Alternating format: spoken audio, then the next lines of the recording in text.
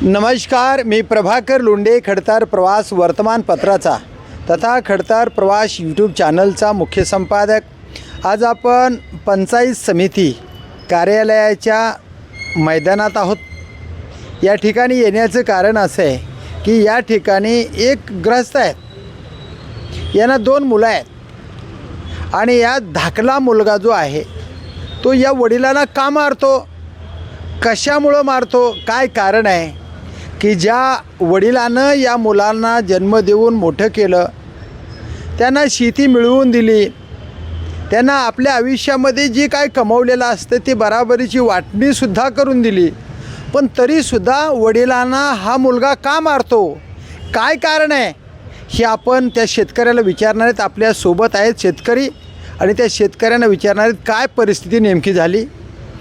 Sir नमस्कार। नमस्कार। तुम्ही शेतकरी आहात, शेतकरी। किती मुलं आहेत तुम्हाला? 2। तुमचं नाव काय? रमजान वजीर मुजावर। काय झालं रमजान भैया, काय झाले? पेरायला गेलेलो होतो काल। हां, पेरायला गेल्यानंतर मी म्हटलं बाबा माझा बांध का टोकरला, बांध का टोकरला म्हणून विचारल्यावर का विचारतो म्हणून मारहाण केली, दगडानं मारहाण केली। तुमचं पोरगा आहे ते? पोरगा आहे। दाखलं। काय नाव आहे त्याचं? मोहम्मद रमजान मुजावर। बरं, या मोहम्मदच्या विरोधात तुम्ही तक्रार दिली, नोंद झाली। बर, आता तुमची काय मागणी आहे त्याच्या बाबतीमध्ये? आता न्याय मिळावा। या पुढे या। काय तुम्ही कोण?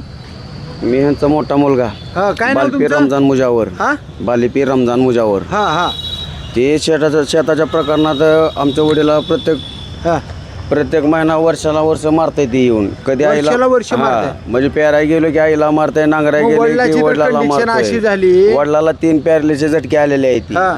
जर वडिलाला काय कमी जास्त झालं तर ते जिम्मेदार राहील मोहम्मद रमजान मुजावर आणि ही ना मोहम्मद मुजावर, ही दोघे जण जिम्मेदार राहील। ही ना मोहम्मद मुजावर त्याची पत्नी। बर, हां, या सून पण मारते? हां, सून पण मारल्या। दोघांनी मिळून काल त्यांना विनाकारण त्रास देऊन मारलेला त्यांना। ह्याच्या अगोदर जमीन त्यांचीच, बर, बापाची जमीन। किती जमीन आहे? जमीन आहे 3 एकर।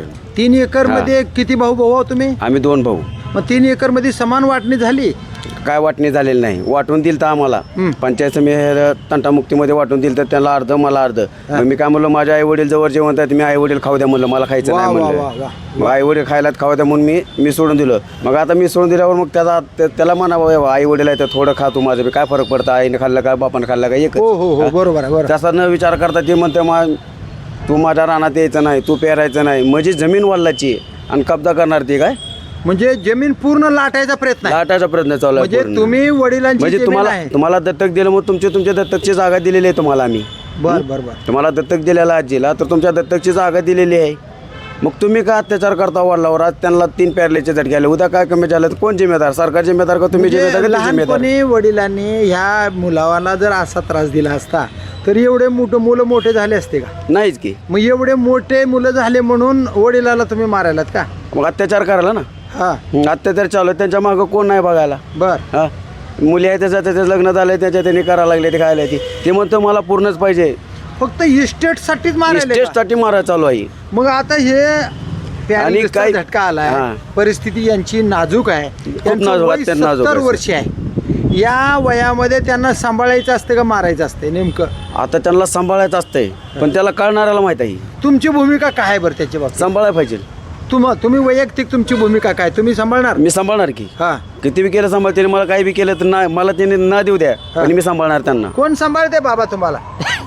ही मुलगा ही मुलगा सांभाळते सांभाळतोय, आणि ते धाकला मारतोय ते काही बोलू देत नाही। आता जमीन कोणाच्या नावावर आहे? जमीन माझ्या नावावर आहे। आता तुम्ही मरण्याच्या अगोदर अगर मेल्यानंतर माणूस तर मरणार आहे, तुम्ही सगळे मरणार आहोत, जमीन कुणाला द्यावी वाटते तुम्हाला? मग मी ह्याला देणार। ह्याला जमीन आहे? महागारी तुमच्या माघारी आताच नाही ती द्या, कवा बी द्या, अगर न द्या, पण तुम्ही संपल्याच्या नंतर ही आमच्या जमीन माघारी कोणाला? ह्याला देणार, थोरल्याला देणार।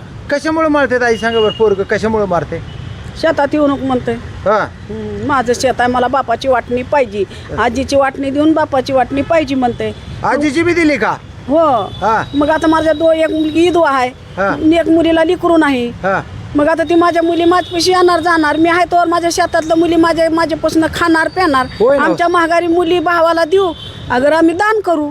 बरोबर आहे, बरोबर आहे, बरोबर आहे, बरोबर. आम्हाला जो कळलं ते आम्ही करू. आता मी भीक मागायला जाते तर मला म्हणतं भीक मागायला जात नाही, धंदा करायला जाते म्हणते. आईला म्हणते तसं हा. लहान का म्हणतंय मग मी धंदा केला का तुम्हाला पाळणपोषण मी कशासाठी केला? धंदा करूनच केला ना पाळणपोषण अरे तुम्हाला. धंदा केला असता तर या नवऱ्याजवळ राहिले असते का म्हणावं असल्या अवस्थेमध्ये? हा, बोलताना तर विचार करा म्हणावं आईला काय बोलायचे, कसं बोलायचे ते. आईने कसं सांभाळलं रे बाबा तुम्हाला? विचार असला जर- इकडे ये पुढं. असा जर विचार केला असता तर लय पुढे गेला असता. तुझ्या वडिलाने टमटम चालवलं, तुझ्या वडिलाने चालवली. ट्रक चालवली, चालवली. तुझ्या वडिलांनी कष्ट केले, खूप कष्ट केले. त्याचे साक्षीदार आम्ही आहोत. आहे कारण आम्ही तुमच्या वडिलाला पाहिले. पहिल्या आणि लहानपणापासून तुमच्या आईची आणि वडिलाची सगळ्या जाती धर्मामध्ये ओळख आहे आणि सगळ्याला धरून राहिले तुझे आई वडील. हा हा ते हिंदूचे बी सण करतात, मुस्लिमचे बी सण हा, करतात. करते. तुझी आई लक्ष्मी सुद्धा बसवती. हा. म्हणजे सगळ्याला धरून राहणारे तुझे आई वडील.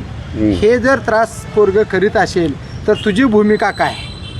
काय त्याला त्रास करून हे आहे ते आता वय संपलेलं आहे त्यांचं. त्यांना चांगलं जरा सहकार्य करावं, त्यांना आई वडिलाला खायला प्यायला द्यावं, मारून ये भांडणं करून ये, समजा एकत्र कुटुंब यावं असं करावं. बरं. बायकोचं ऐकून ये, कोण कोणाचं ऐकून ये. बरोबर. लोकांचं ऐकल्यानं घर आपलंच फुटतंय. बरोबर. आपल्याला माहिती आहे मग लोकांचं कशाला ऐकायचं आपण. बरं, आपली- लोकांचं ऐकताय का हो? हा, लोकांचं ऐकल्यामुळे हे झालं ना कुठाना. कोणाचं ऐकताय? कोणाचं ऐकताय?